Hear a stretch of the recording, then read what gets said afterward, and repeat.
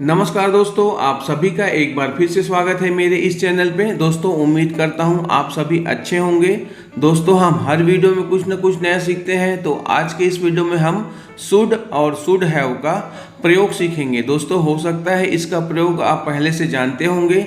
यदि आप जानते हैं तो ये वीडियो आपके लिए एक प्रैक्टिस होगा, और यदि आप नहीं जानते तो प्लीज़ आप इस वीडियो पर एंड तक बने रहिए, क्योंकि मैंने इसमें शुड और शुड हैव को बहुत ही अच्छे से समझाने का प्रयास किया हूं। तो प्लीज़ दोस्तों आप इस वीडियो पर एंड तक बने रहिए। तो दोस्तों सबसे पहले समझते हैं हम शुड को। दोस्तों शुड का हिंदी होता है चाहिए। इसका प्रयोग हम जब किसी को परामर्श देते हैं, किसी को सलाह देते हैं, तब हम शुड का प्रयोग करते हैं। जैसे तुम्हें लिखना चाहिए, तुम्हें पढ़ना चाहिए, तुम्हें उसकी बात माननी चाहिए। मतलब ये हम सलाह दे रहे हैं कि तुम्हें यह काम करना चाहिए, तब हम शुड का प्रयोग करते हैं। और दोस्तों इसका स्ट्रक्चर है, सबसे पहले आता है सब्जेक्ट, उसके बाद आता है शुड, और शुड के बाद आता है वर्ब का फर्स्ट फॉर्म। अब दोस्तों हम समझते हैं शुड हैव को। दोस्तों जब सब्जेक्ट द्वारा किसी कार्य को करना चाहिए था, मतलब सब्जेक्ट को किसी कार्य को करना चाहिए था लेकिन वो उस कार्य को नहीं किया, ऐसे वाक्यों के लिए हम शुड हैव का प्रयोग करते हैं। सबसे पहले आता है सब्जेक्ट, और सब्जेक्ट के बाद आता है शुड हैव, और शुड हैव के बाद आता है वर्ब का थर्ड फॉर्म, और उसके बाद आता है ऑब्जेक्ट। जैसे तुम्हें वहां जाना चाहिए था, मतलब तुम्हें वहां जाना चाहिए था, तुम वहां नहीं गए। You should have gone there, मतलब तुम्हें वहां जाना चाहिए था। तो दोस्तों आइए मैं वाक्य के माध्यम से इसको और अच्छे से समझाने का प्रयास करता हूं। तो दोस्तों प्लीज़ आप इस वीडियो पर एंड तक बने रहिए, जिससे आप शुड और शुड हैव को बहुत ही अच्छे से समझ पाएंगे। तो चलिए देर नहीं करते, देखते हैं इस वीडियो को और सीखते हैं। तुम्हें उसकी मदद करनी चाहिए। दोस्तों मैं एक सुझाव दे रहा हूँ, एक सलाह दे रहा हूँ कि तुम्हें उसकी मदद करनी चाहिए। तो चलो इस वाक्य को हम इंग्लिश में ट्रांसलेट करते हैं। दोस्तों आपको स्ट्रक्चर तो पता है, सबसे पहले आता है सब्जेक्ट, सब्जेक्ट के बाद आता है शुड, और शुड के बाद आता है वर्ब का फर्स्ट फॉर्म, और उसके बाद आता है ऑब्जेक्ट। तो यहाँ पर देखो वाक्य है तुम्हें उसकी मदद करनी चाहिए। यू शुड हेल्प हिम, मतलब तुम्हें उसकी मदद करनी चाहिए। अब दोस्तों इसी वाक्य को मैं ऐसे बोलूं, तुम्हें उसकी मदद करनी चाहिए थी, मतलब आपको उसकी मदद करनी चाहिए थे, आपने उसकी मदद नहीं की। अब इस वाक्य को मुझे इंग्लिश में ट्रांसलेट करना है, तो इसके लिए हम शुड हैव का प्रयोग करेंगे। तो दोस्तों आपको तो शुड हैव का जो स्ट्रक्चर है वो मैं आपको पहले बता चुका हूँ। सबसे पहले आता है सब्जेक्ट, और सब्जेक्ट के बाद आता है शुड हैव, और शुड हैव के बाद आता है वर्ब का थर्ड फॉर्म, और उसके बाद आता है ऑब्जेक्ट। तो यहाँ पर देखो वाक्य है तुम्हें उसकी मदद करनी चाहिए, तो इसका इंग्लिश ट्रांसलेशन होगा you should have helped him, मतलब तुम्हें उसकी मदद करनी चाहिए थी।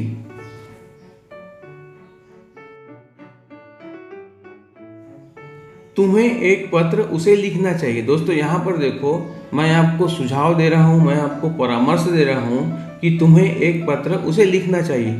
तो चलो इसको इंग्लिश में ट्रांसलेट करते हैं। You should write a letter to him, मतलब तुम्हें एक पत्र उसे लिखना चाहिए। अब दोस्तों इसी वाक्य को मैं ऐसे बोलूं कि तुम्हें उसे एक पत्र लिखना चाहिए था। अब दोस्तों अतीत में कोई कार्य को तुमको करना चाहिए था, तुमने उसे नहीं किया, इसको बोलने के लिए, इसको बताने के लिए हम शुड हैव का प्रयोग करते हैं। तो चलो इसको भी इंग्लिश में ट्रांसलेट करते हैं। तुम्हें उसे एक पत्र लिखना चाहिए था। You should have written a letter to him, मतलब तुम्हें उसे एक पत्र लिखना चाहिए था। दोस्तों आप दोनों वाक्य को देखो, जब मैंने पहले उसे सलाह दिया कि तुम्हें पत्र लिखना चाहिए था, तब हम शुड हैव और वर्ब का फर्स्ट फॉर्म का प्रयोग किए। और उसके बाद दूसरे वाक्य को देखो, उसमें मैंने कहा कि तुम्हें उसे एक पत्र लिखना चाहिए था, मतलब अतीत में कोई कार्य को तुमको करना चाहिए था, तुमने उसे नहीं किया, तब हमने शुड हैव और वर्ब का थर्ड फॉर्म का प्रयोग किया। तो दोस्तों आप इन दोनों सेंटेंस के माध्यम से शुड और शुड हैव का जो प्रयोग है आप देख सकते हैं और समझने का प्रयास कर सकते हैं। मोहन को सुबह जल्दी उठना चाहिए। Mohan should get up early, मतलब मोहन को सुबह जल्दी उठना चाहिए। अब इसी वाक्य को मैं ऐसे बोलूं, मोहन को सुबह जल्दी उठना चाहिए था। अब इसका इंग्लिश ट्रांसलेशन ऐसे होगा, Mohan should have got up early, मतलब मोहन को सुबह जल्दी उठना चाहिए था। छात्रों को रोज आना चाहिए। The student should come daily, मतलब छात्रों को रोज आना चाहिए।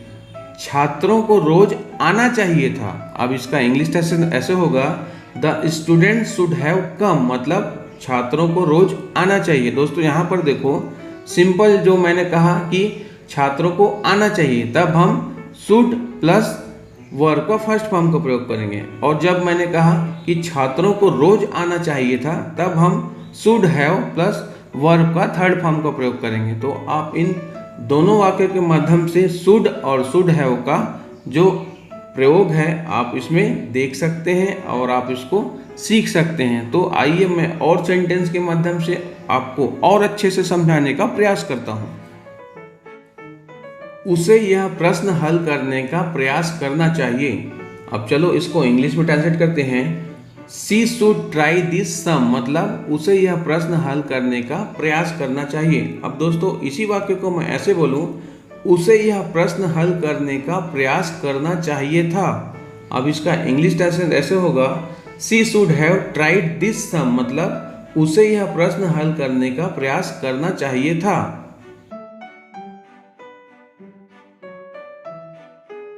तुम्हें मोहन की मदद करनी चाहिए।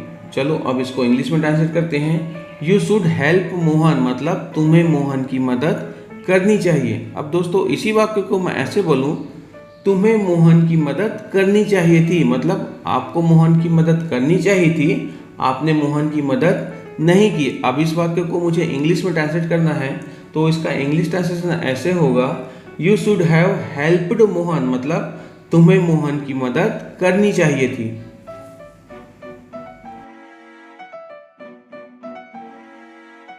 आपको धीरे धीरे खेलना चाहिए। यू शुड प्ले स्लोली, मतलब आपको धीरे धीरे खेलना चाहिए। अब दोस्तों इसी वाक्य को मैं ऐसे बोलूं कि आपको धीरे धीरे खेलना चाहिए था। अब इसको इंग्लिश में ट्रांसलेट करना है, तो इसका इंग्लिश ट्रांसलेशन ऐसे होगा, you should have played slowly, मतलब आपको धीरे धीरे खेलना चाहिए था। क्या मुझे जाना चाहिए? शुड आई गो। अब दोस्तों इसी वाक्य को मैं ऐसे बोलूं, क्या मुझे जाना चाहिए था? Should I have gone. Should I have gone, मतलब क्या मुझे जाना चाहिए था। क्या मुझे बच्चों से बात करना चाहिए? Should I talk to the children, मतलब क्या मुझे बच्चों से बात करना चाहिए। अब दोस्तों इसी वाक्य को मैं ऐसे बोलूं, क्या मुझे बच्चों से बात करना चाहिए था? Should I have talk to the children, मतलब क्या मुझे बच्चों से बात करना चाहिए था। तुम्हें जाना चाहिए। यू शुड गो, मतलब तुम्हें जाना चाहिए। अब दोस्तों इसको मैं ऐसे बोलूं, तुम्हें जाना चाहिए था, तो इसका इंग्लिश ट्रांसलेशन ऐसे होगा, you should have gone. You should have gone, मतलब तुम्हें जाना चाहिए था। तुम्हें मुझसे पूछना चाहिए। You should ask me. You should ask me, मतलब तुम्हें मुझसे पूछना चाहिए। अब दोस्तों इसको मैं ऐसे बोलूं, तुम्हें मुझसे पूछना चाहिए था। You should have asked me. You should have asked me, मतलब तुम्हें मुझसे पूछना चाहिए था। तुम्हें रेलगाड़ी से आना चाहिए। मैं आपको सलाह दे रहा हूं कि आप रेलगाड़ी से आइएगा, आपको रेलगाड़ी से आना चाहिए। तो इसका इंग्लिश ट्रांसलेशन ऐसे होगा, you should come by train, मतलब तुम्हें रेलगाड़ी से आना चाहिए। अब दोस्तों इसी वाक्य को मैं ऐसे बोलूं, तुम्हें रेलगाड़ी से आना चाहिए था, तो इसका इंग्लिश ट्रांसलेशन ऐसे होगा, you should have come by train, मतलब तुम्हें रेलगाड़ी से आना चाहिए था। तुम्हें पेड़ों को पानी देना चाहिए। You should water the plants. You should water the plants, मतलब तुम्हें पेड़ों को पानी देना चाहिए।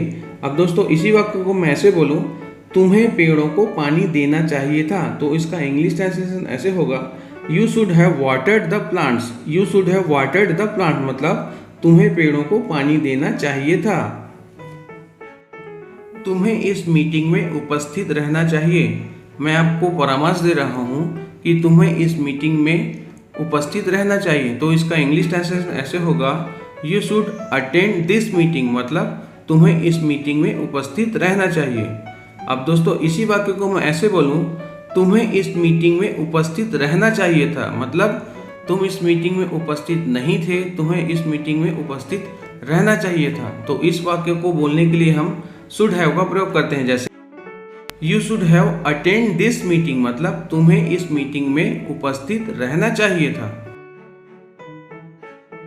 तुम्हें मोहन से मिलना चाहिए, यू शुड मीट मोहन, मतलब तुम्हें मोहन से मिलना चाहिए। अब दोस्तों इसी वाक्य को मैं ऐसे बोलूं, तुम्हें मोहन से मिलना चाहिए था, मतलब तुम्हें मोहन से मिलना चाहिए था, तुमने मोहन से नहीं मिला। अब इस वाक्य को मुझे इंग्लिश में ट्रांसलेट करना है, तो इसका इंग्लिश ट्रांसलेशन ऐसे होगा, you should have met Mohan, मतलब तुम्हें मोहन से मिलना चाहिए था। तुम्हें कोशिश करना चाहिए, यू शुड ट्राई, मतलब तुम्हें कोशिश करना चाहिए, तुम्हें प्रयास करना चाहिए। अब दोस्तों इसी वाक्य को मैं ऐसे बोलूं, तुम्हें कोशिश करना चाहिए था। अब इसका इंग्लिश ट्रांसलेशन ऐसे होगा, you should have tried, you should have tried, मतलब तुम्हें कोशिश करना चाहिए था। तुम्हें बच्चों को नहीं पीटना चाहिए। अब देखो इसको हम इंग्लिश में ट्रांसलेट करते हैं। दोस्तों ये शुड का निगेटिव सेंटेंस है, तो चलो इसका इंग्लिश ट्रांसलेट करते हैं। You should not beat the children, मतलब तुम्हें बच्चों को नहीं पीटना चाहिए। अब दोस्तों इसी वाक्य को मैं ऐसे बोलूं, तुम्हें बच्चों को नहीं पीटना चाहिए था। ये शुड हैव का निगेटिव सेंटेंस है, तो चलो इसको इंग्लिश में ट्रांसलेट करते हैं। You should not have beaten the children, you should not have beaten the children, मतलब तुम्हें बच्चों को नहीं पीटना चाहिए था। तुम्हें अपना मोबाइल नहीं बेचना चाहिए। दोस्तों यहाँ पर देखो, मैं आपको सलाह दे रहा हूँ कि तुम्हें अपना मोबाइल नहीं बेचना चाहिए, तो इसको इंग्लिश में कैसे बोलेंगे? You should not sell your mobile, you should not sell your mobile, मतलब तुम्हें अपना मोबाइल नहीं बेचना चाहिए। दोस्तों अब इसी वाक्य को मैं ऐसे बोलूँ, तुम्हें अपना मोबाइल नहीं बेचना चाहिए था, तो इसका इंग्लिश ट्रांसलेशन ऐसे होगा, you should not have sold your mobile, you should not have sold your mobile, मतलब तुम्हें अपना मोबाइल नहीं बेचना चाहिए था। आपको अपने बगीचे में कुछ फलों के पेड़ लगाने चाहिए। मैं आपको सलाह दे रहा हूँ कि आपको अपने बगीचे में कुछ फलों के पेड़ लगाने चाहिए, तो इसको इंग्लिश में ऐसे बोलूँगा, you should plant some fruits tree in your garden, you should plant some fruits tree in your garden, मतलब आपको अपने बगीचे में कुछ फलों के पेड़ लगाने चाहिए। अब दोस्तों इसी वाक्य को मैं ऐसे बोलूँ, आपको अपने बगीचे में कुछ फलों के पेड़ लगाने चाहिए थे, मतलब आपको कुछ फलों के पेड़ लगाने चाहिए थे, आपने नहीं लगाए। अब इसको इंग्लिश में कैसे बोलेंगे? तो इसका इंग्लिश ट्रांसलेशन ऐसे होगा, you should have planted some fruits tree in your garden, you should have planted some fruits tree in your garden, मतलब आपको अपने बगीचे में कुछ फलों के पेड़ लगाने चाहिए थे।